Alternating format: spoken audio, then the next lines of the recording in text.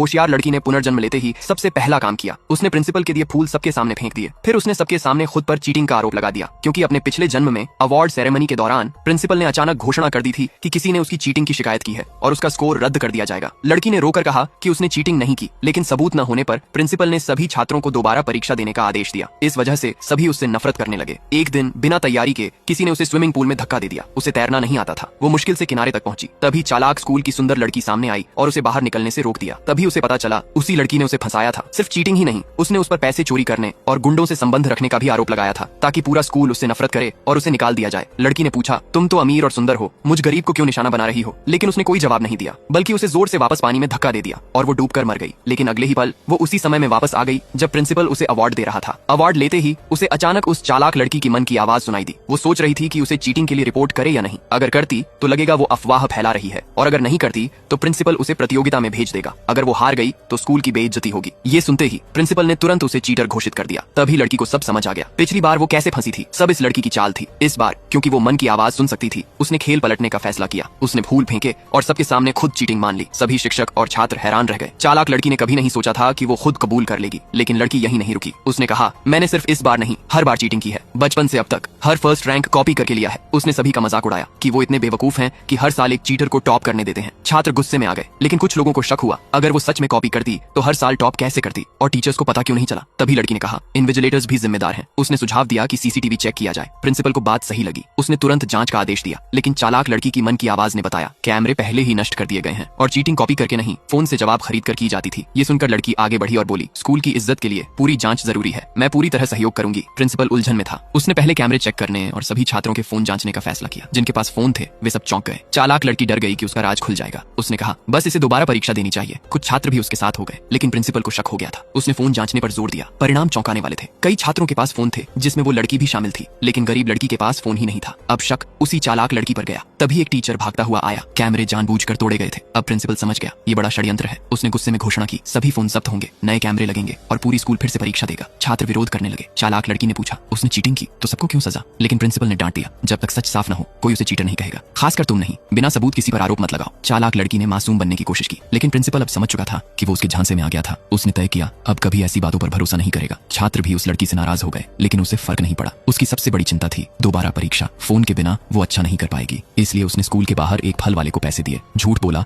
कि लड़की की दादी ने फल भेजे हैं ताकि वो फल खाकर बीमार हो जाए और खराब प्रदर्शन करे, लेकिन उसे नहीं पता था लड़की उसकी चाल समझ गई थी और उसने वो सेब अपने सहपाठियों को दे दिए। ये देखकर चालाक लड़की हैरान रह गई।